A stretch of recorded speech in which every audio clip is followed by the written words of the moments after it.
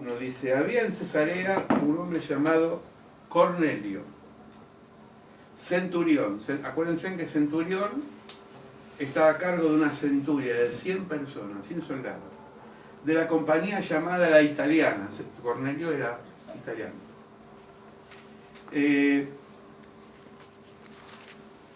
Voy a señalar 5 puntos que tienen que ver con la predicación de Pedro en la casa de Cornelio. Eso lo vamos a ver en el desarrollo del mensaje.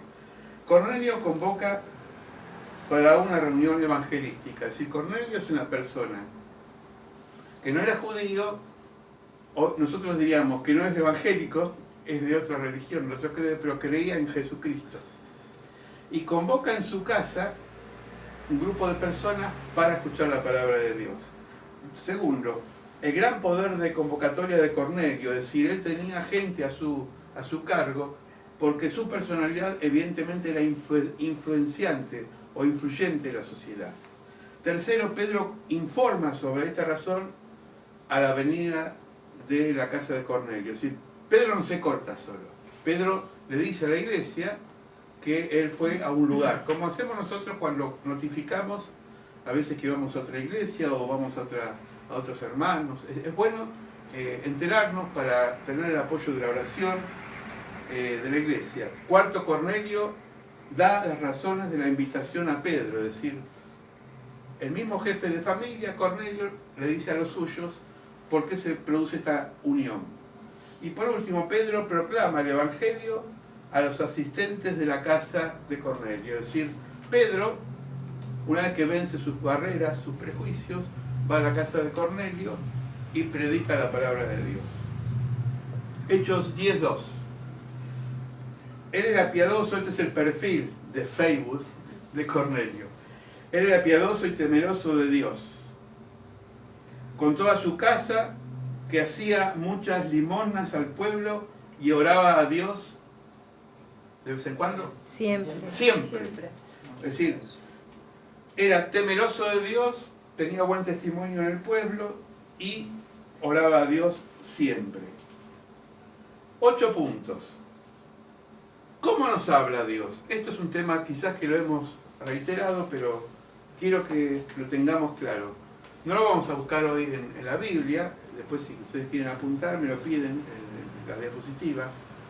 Dios habla por su palabra, esto lo vemos en Romanos 10:17.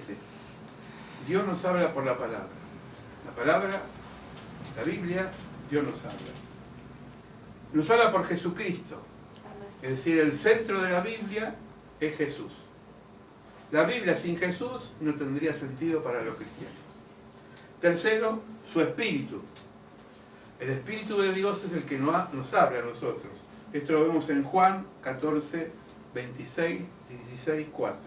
Nos habla de la conciencia, así dice el Salmo 16, 7. Es decir, la conciencia nos habla. Cuando hay algo que no me cierra, es porque quizás no es Dios que me está hablando. Por eso tenemos que tener claro a veces si es Dios o son nuestros deseos, ¿no? Nos habla por la naturaleza, Salmo 19.1. Dice el Salmo 19, los cielos cuentan la gloria de Dios y el firmamento anuncia la obra de sus manos. Es decir, cuando usted sale afuera y ve unas plantas, ve una luna, un sol, Dios está hablando por los pájaros, es decir, por la naturaleza. Nos habla por las adversidades. Siempre cuando hay un problema es porque Dios está comunicando algo. Nos habla en sueño y en visiones. Esto lo vemos en Job 33 en adelante, 14 a 16. Es decir, a veces soñamos porque tenemos pesadillas y comimos mucho o vimos una película quizás de terror o de miedo, entonces tenemos... Pero a veces hay sueños que son de Dios y se cumplen, ¿eh? Sí. O visiones. Una visión. Hechos 10:3. Él vio claramente en una visión como a la hora 9 del día que un ángel de Dios entraba donde él estaba y le decía a Cornelio. Dios visita por medio de un ángel a un pagano, es decir, a un no judío, a una persona que hasta en ese momento no conocía la palabra de Dios. Hechos 10:4. Él, mirándole fijamente y atemorizado, es decir, Cornelio se espantó, se imaginan si un ángel, no, se aparece un ángel, yo no sé, Dios mío. Y dijo, ¿qué, Señor? y le dijo, tus oraciones y tus limosnas han subido para memoria delante de Dios. Es decir, el comunicador es el ángel.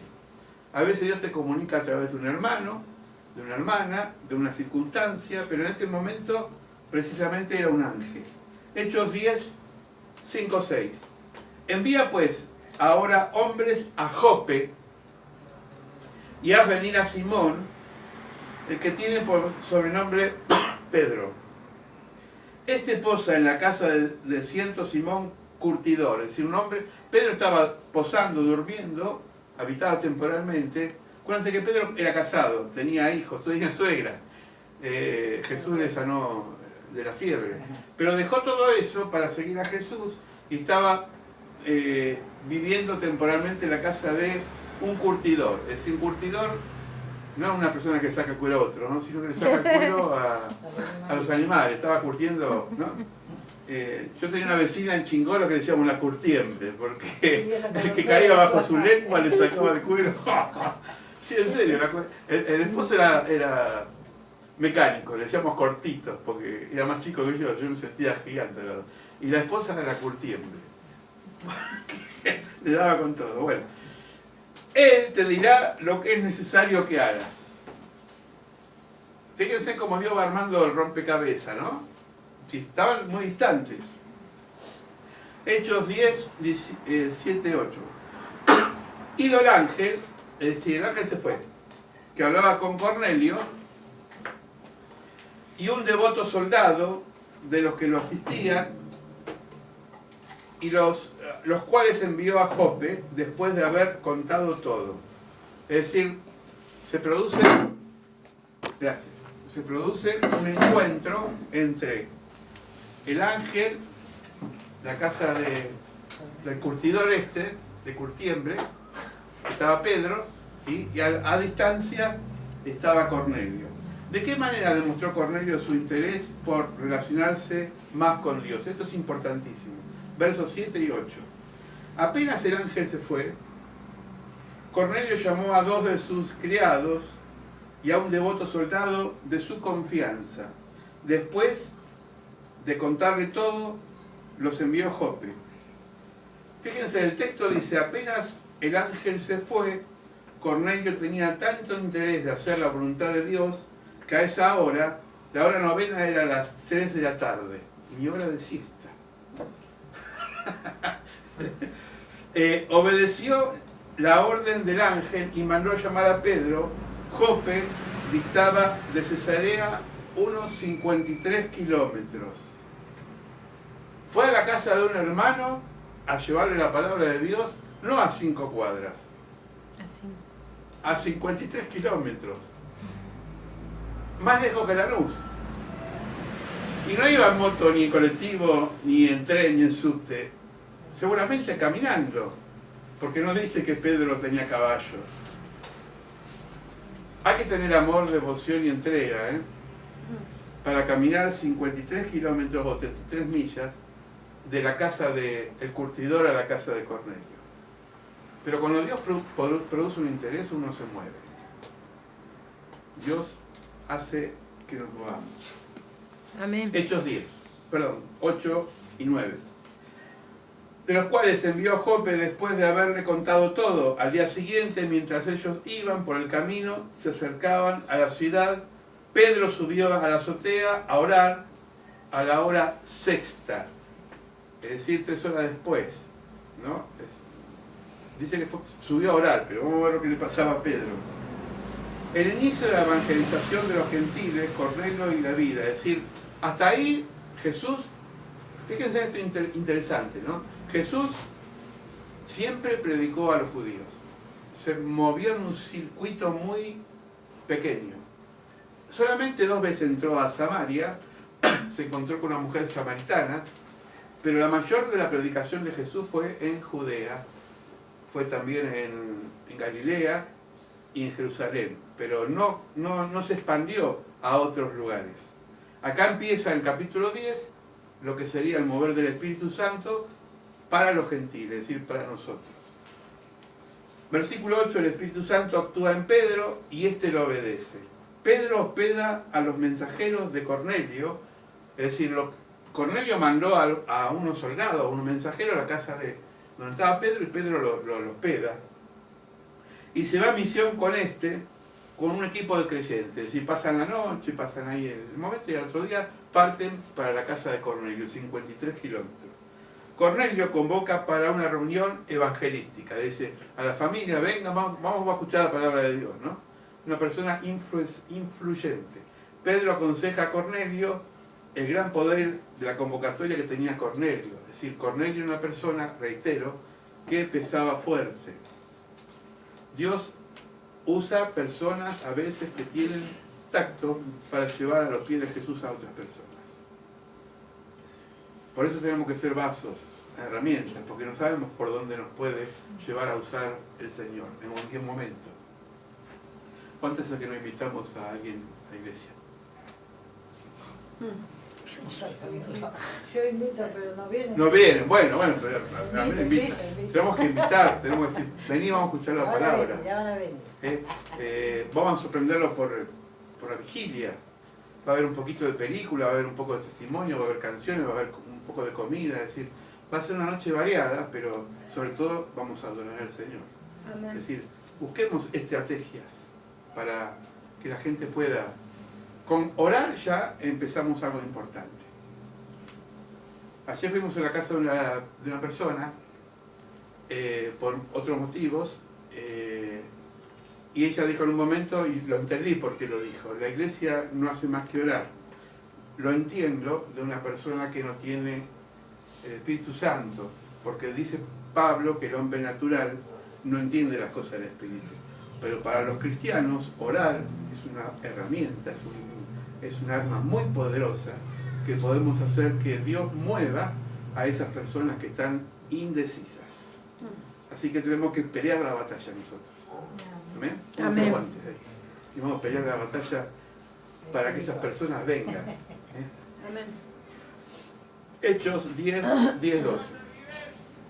Tuvo hambre, Pedro. Se subió a orar, pero como dicen los jóvenes, le vino la lija, ¿no?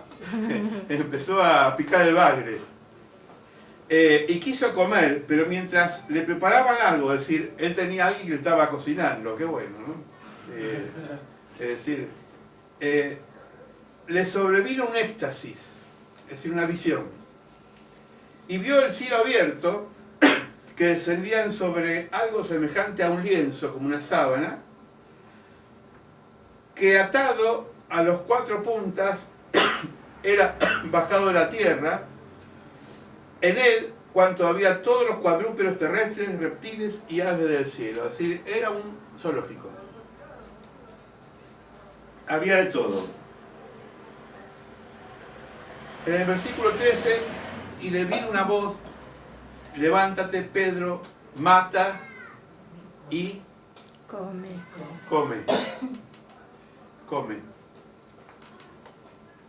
Vamos a ver algo interesante ahora. No lo intento leer de acá porque... hay ramas del Evangelio, o hay creyentes, incluso de otras religiones, que muchas veces se predisponen a no comer ciertas comidas. Y dicen, porque esto no es bueno, o por motivos religiosos. ¿No han escuchado a veces que algunos no comen morcilla? ¿No? O no comen otras comidas, y entonces se entra en un conflicto hasta espiritual, cuando en realidad vamos a ver que no es espiritual. ¿Sí? Para el judío había ciertas comidas que estaba prohibida. Yo siempre digo que Dios es práctico. Cuando prohíbe, por ejemplo, no comer el cerdo en el desierto, Dios, como un médico, dice, no comas el chancho con 50 grados de temperatura, porque te puede dar una peritonitis que te vas al tacho. Es decir, Dios prohíbe ciertas cosas como prevención. ¿No? ¿Me van siguiendo? Amén. Según la ley del Sinaí, porque esto vino por Moisés, los israelitas podían comer animales, peces y aves limpios, pero no los inmundos. Ellos llamaban limpios algunos y otros animales inmundos, tales como camellos, ciervos, conejos, cerdos, águilas, la mayoría de los que tenían pezuñas, avestruces, ciervos, garzas, bueno, águilas ya lo dije. Eso está en Deuteronomio 14, 13, 21. Está en la Biblia. Cuando vino Cristo, vamos a ver en el Mateo 17, 19, hizo limpio todos los animales. Él dijo, no contamina al hombre lo que entra, sino lo que sale. Porque entre esas prácticas los judíos tenían costumbre de lavarse las manos antes de comer, pero no por higiene como hacemos nosotros ahora, ¿no? Me acordaba de Toc Toc, una película que vi un otro día, había una maniática que se lavaba la mano cada rato, tocaba algo y se lavaba. Es una enfermedad, ¿no? Pero era un rito. Y entonces los judíos contemporáneos de Jesús le dicen a Jesús, che, tus discípulos son sucios y encima quebrantan la ley, no se lava la mano antes de comer. ¿Se imaginan? Pedro era pescador, después de haber cazado un bagre ahí o no sé qué hice yo, un pez de mar. Con ese olor a pescado. Vamos a comer, muchachos, encima era medio, ¿no? ¡Vamos a comer! Y los judíos se rasgaron la vestidura y dicen, pero estos son discípulos de Jesús. Sucio y encima quebranta la ley. Y Jesús, como siempre, va al fondo y dice, muchachos, no contamina al hombre lo que entra, sino lo que está dentro. Los malos pensamientos, todo lo que tenemos adentro malo. Porque lo que sale es lo que contamina. Por eso Jesús dijo que la abundancia del corazón hablará boca. Romanos 14, 4, 28 dice, nadie juzgue o nadie te juzgue por la comida. Porque la ley ha sido anulada en Cristo Jesús. Es decir, Pablo decía, yo como lo que quiero porque Dios me liberó de la ley. Lo decía un judío instruido bajo los pies de Gamaliel, era un judío ortodoxo que conocía la palabra. Pero Jesús dijo, esta ley la declaro maldita en Gálatas porque me esclavizaba por costumbres. Ahora voy a comer lo que quiero. Pero Pablo era una persona muy ubicada, porque dijo, si hay alguien que come, por ejemplo, vegetales, vegetariano y no come carne, y yo lo voy a escandalizar por comer carne, me abstengo de comer carne, no por mí, sino por amor a la persona. Eso se llama ser ubicado, ¿no? Es como si yo, por ejemplo, tomo un poco de vino, a mí no me afecta el vino, nunca fui alcohólico, por eso puedo tomar una medida y de ahí no me paso. Pero si voy a un grupo de reunión de alcohólicos anónimos, no voy a decir, muchachos, voy a brindar por ustedes. Sería desubicado. ¿Se entienden? Yo estuve en una reunión porque en la iglesia de Florida, allá en Florida, los días martes o jueves, no me acuerdo qué día, había un grupo de alcohólicos anónimos.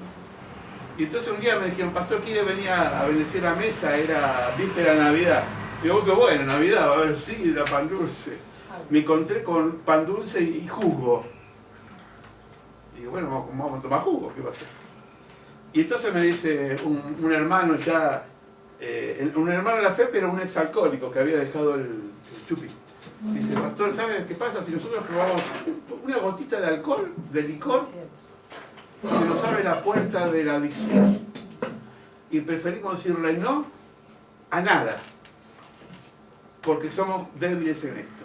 Yo entendí ahí que lo que para mí no era algo que me podía afectar, para otros sí. Eso se llama ubicarse, porque a veces nosotros no entendemos los procesos de los demás. Pero no solamente tiene esto que ver con lo que para uno es impuro o está prohibido. Tiene que ver también con las relaciones. A veces nosotros cuando evangelizamos, llevamos la palabra de Dios, queremos que la otra persona ya entienda el ABC de la Biblia. Y por ahí no saben ni lo que es la Biblia. y lo queremos avasallar y queremos imponerle, ¿no? Y por ahí el temor, mira que si vos no querés te vas al infierno, ¿no?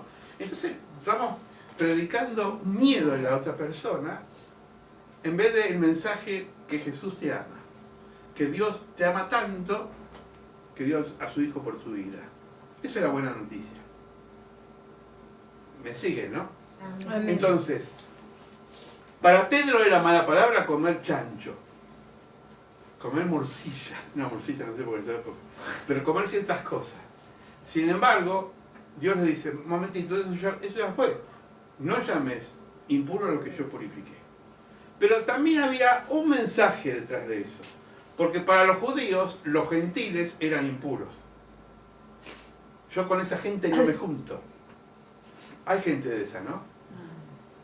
Yo no me junto con los drogadictos, los homosexuales, los raros, ¿no? Porque esos son raros. Y Jesús dice, no maldigas a nadie, porque también Dios los ama a ellos.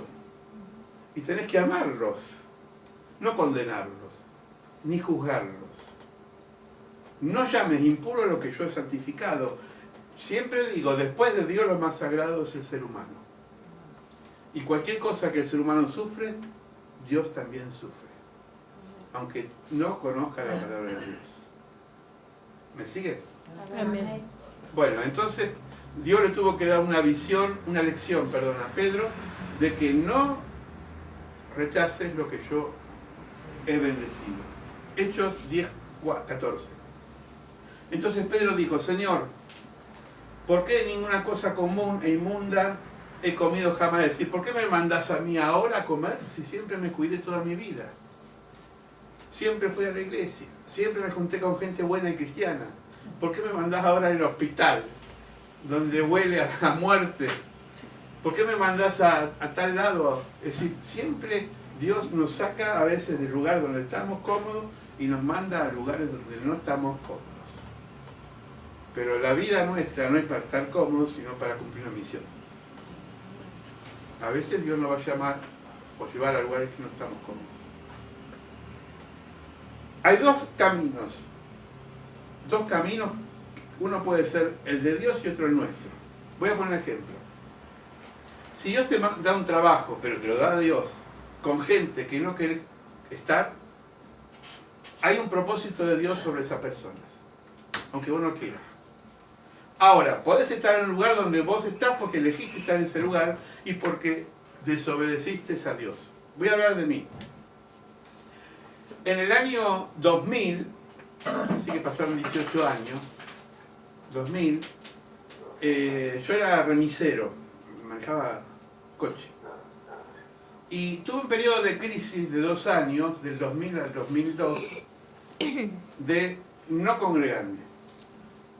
Estaba en una crisis espiritual, no estaba en pecado, estaba en crisis, yo no encontraba, tenía un nudo en el interior y luchaba con eso.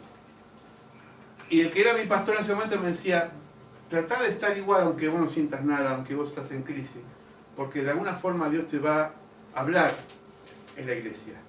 Pero cuando uno está en crisis, no quiere que ni siquiera te hablen de Dios, porque está en crisis. No sé si les pasa. Yo quiero ser lo más honesto posible. Entonces Dios me permitió, bueno José, usted está en crisis, haz tu vida. Y entonces un día estuve en remisería, fui a una a otra, trabajé en Capital con una remisería que estaba en la calle Cepita, como el jugo Cepita, no me olvido más.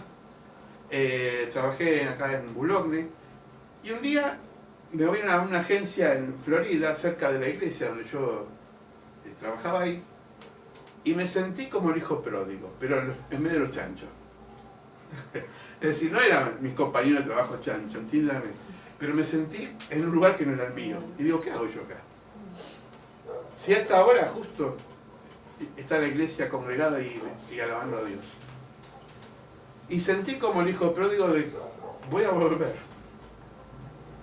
Entonces, a la semana, me llama mi pastor y me dice, te estamos esperando. Él respetó los 2 años de silencio, nunca me dijo nada y supo interpretar lo que me estaba pasando. pero nunca dejaron de orar por mí. Cuando él me dijo eso, yo sentí como que me liberé. Cuando volví, después no me aparté más, me acuerdo que lloré, pero lo que nunca me voy a olvidar de esa congregación es que apenas llegué me recibieron todos como si me hubiese ido ayer. Y había pasado 2 años. Y nadie me juzgó, nadie me criticó, nadie me señaló, sino que me recibieron con los brazos abiertos. Como el hijo pródigo fue recibido por el Padre. ¿Se entiende? Amén. Entonces, Dios a veces permite esas crisis, pero para que crezcamos, no es por castigo. El versículo 15, volvió la voz a él la segunda vez, lo que Dios limpió, no lo llames común o impuro. Si Dios por segunda vez machacó sobre Pedro. Fíjense en acá más o menos la visión. Él estaba acostado y vieron una sábana cuadrúpedos. ¿Sí? Cuadrúpedos saben que son animales con 4 patas, ¿no? Dios tuvo que mostrarle una visión especial a Pedro para poder romper la barrera cultural que él tenía con los gentiles. Es decir, él tenía un prejuicio. El lienzo atado por sus 4 puntas, los cuadrúpedos terrenos y reptiles, aves del cielo, sus habitantes no judíos, es decir, él tenía que empezar a salir del cascarón y empezar a predicar a otras personas. Pero se levanta, obedece, eso fue lo bueno, y fue a la casa de Cornelio. 16. Esto se hizo 3 veces. Aquel lienzo volvió a ser recogido en el cielo. ¿Se acuerdan que Jesús le dijo 3 veces a Pedro, Pedro, ¿me amas? Sí, Jesús, yo te amo. Apacienta mi cordero. Pedro, ¿me amas? Sí, Señor, yo te amo. Apacienta a mis ovejas. Por 3ª vez, Pedro, ¿me amas? 3 veces. Apacienta a mi rebaño. 3 veces lo negó Pedro, 3 veces Jesús le insistió y 3 veces Dios le habló. ¿Sabe qué quiere ver? ¿Qué simboliza el número 3? La insistencia de Dios sobre nuestra vida. A veces son más de 3. Te dice, lee la palabra. Sí, y no lo hago. Lee la palabra. Buscad de mí. Y nos dice una y otra vez. Llega un momento que Dios te manda una prueba para que te des cuenta que estás en un lugar o estás en una situación que no es buena para tu vida. Hechos 10, del 1 al 16. Acá hay un mapa. Fíjense, 53 kilómetros. ¿Dónde está esto azul? Acá. Por acá estaba Pedro. Tuvo que ir para arriba, para el norte, a la casa de Cornelio. Es decir, que Pedro fue a ese lugar. Cesarea, ciudad, puerto helénico, fue capital de Palestina casi 600 años. Poncio Pilato tenía su cuartel residencial ahí. ¿Se acuerdan de Poncio Pilato? Estaba en un lugar, era representante de Roma, fue el famoso que se lavó las manos. Temeroso de Dios era ese gentil, Cornelio, que atestigua la sinagoga, adoptó la fe judía, la adoptó. Él no era judío, la adoptó. Bueno, los animales ya lo hablamos, 3 veces le habló Dios. 17-18.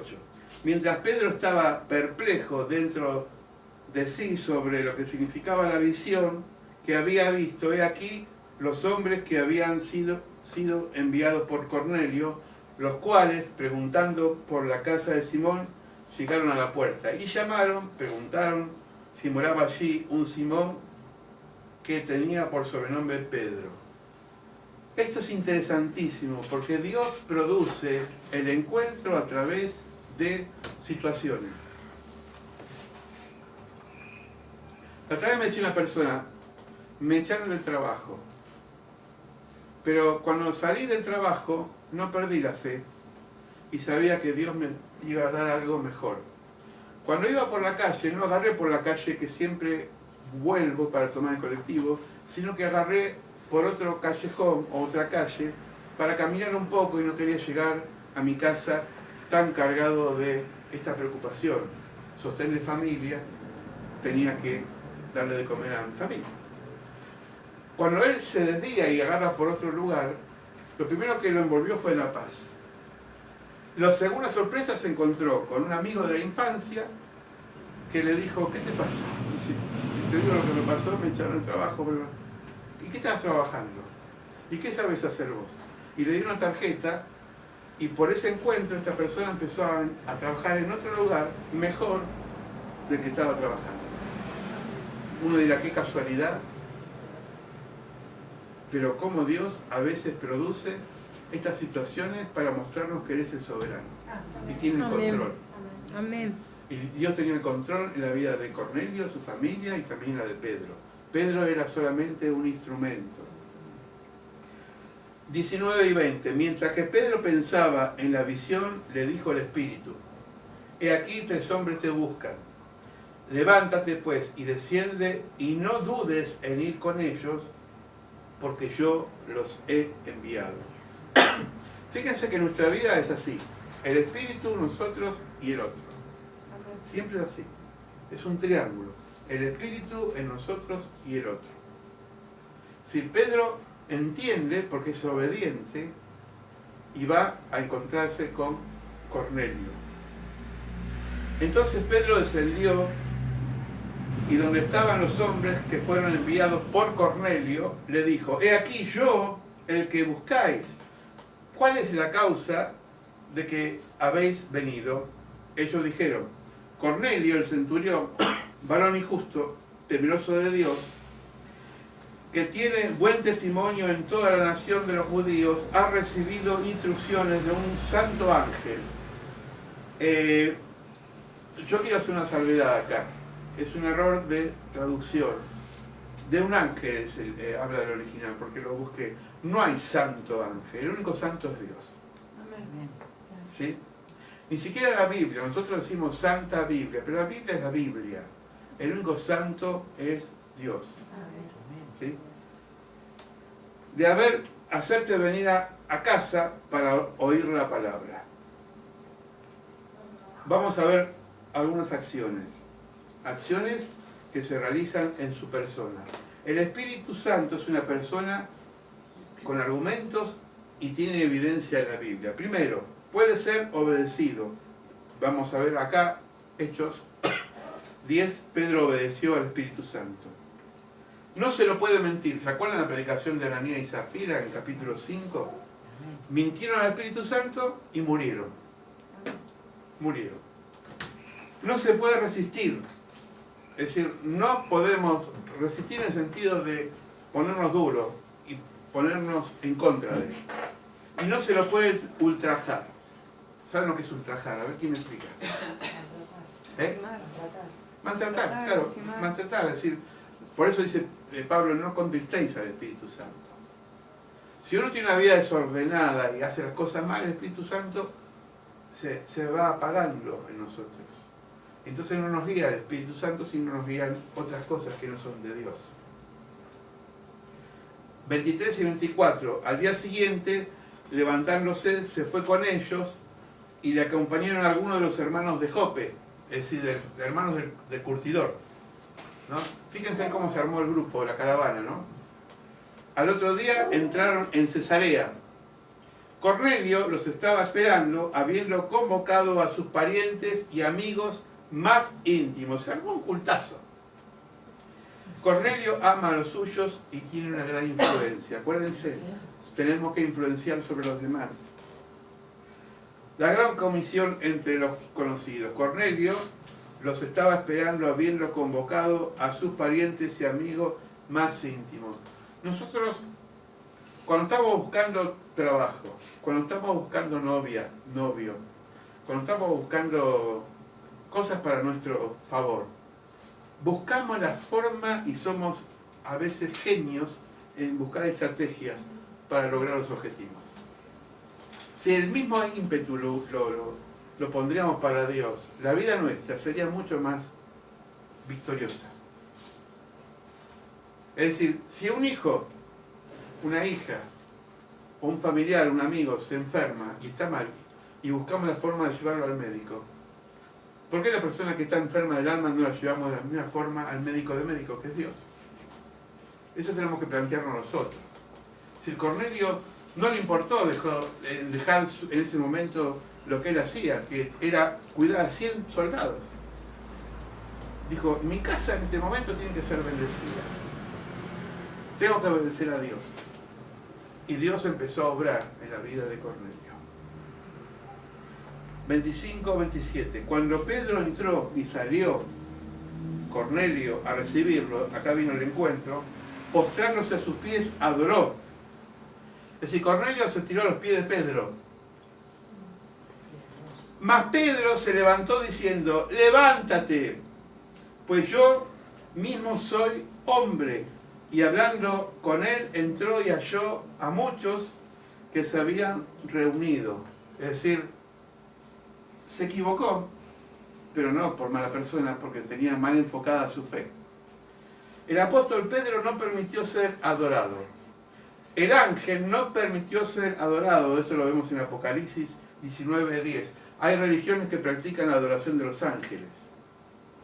Se venden libros en las librerías, que no son cristianas, que son en Carrefour ahí, yo he visto, formas de adorar a los ángeles. Los ángeles no hay que adorarlos. No hay que adorar a ningún ser humano. Jesucristo sí permitió que lo adoremos a Él. Cuando los magos del Oriente, el otro día me decía alguien, ¿cuántos son los magos del Oriente? ¿Cuántos son? No son tres, ¿dónde está la Biblia que dicen tres? Tampoco eran magos, la Biblia no dice que eran magos. Eso es un invento comercial que le pusieron nombre, Melchor, Gaspar y Baltasar. No eran ni magos ni eran tres, eran sabios del Oriente. Eran estudiosos de los astros y a través de los astros fueron a ver a Jesús en el pesebre. Pero cuando entraron no adoraron ni a María, a la Virgen, ni a José, o San José como algunos le dicen, sino a Jesús. Entonces el único que hay que adorar es al Señor. Amén. Ningún gauchito Gil, ninguna santanada, Jesucristo es el único que merece ser adorado. Amén. Apocalipsis 22, 8, 9, si lo quieren buscar y si no está acá. Yo Juan, el que oyó y vio estas cosas y después de que hube oído y visto, me postré para adorar a los pies del ángel que me mostraba estas cosas. Es decir, Juan, estaba en la isla de Pasmo, vio un ángel y se estiró a los pies. Pero él, el ángel, me dijo, mirá, no lo hagas porque yo soy consiervo tuyo. Soy un servidor como vos. Y de tus hermanos, los profetas, de los que guardan la palabra de este libro. Adora a Dios. Adora a Dios. Entonces, si hay alguien que dice, no, yo adoro a Dios, creo en Dios, pero también creo... No. A Dios. Amén. A Dios. Nada más. Vamos a terminar con esto, después seguimos el domingo. Dice el Salmo 119, 18. Abre mis ojos y miraré las maravillas de tu ley. Salmo 119. Tu siervo soy, dame entendimiento para conocer tu testimonio. Esta es la oración, este es el sentir, que podamos entender y saber que nosotros en este momento tenemos que buscar sabiduría en estos tiempos difíciles, porque a veces equivocadamente podemos adorar objetos que no son dignos de adorar, podemos callar al Espíritu Santo cuando Él nos llama a hacer cosas y sobre todo perder la paz cuando no estamos dentro de lo que es el plan de Dios. Por eso vamos a orar. Seguiremos el domingo con esta palabra. El sábado trataremos de buscar de Dios. Yo siempre digo que las vigilias tiene que haber participación, tiene que haber de todo un poco, pero el centro es Dios. No es que venimos a entretenernos un ratito a ver qué bien que estamos, sino es la búsqueda de Dios. Amén. Que el Señor nos dé entendimiento en esta palabra, que podamos entender que en la obediencia y en la voluntad de Él es cuando encontramos felicidad. No hay otra felicidad fuera de Él. Padre, Amén.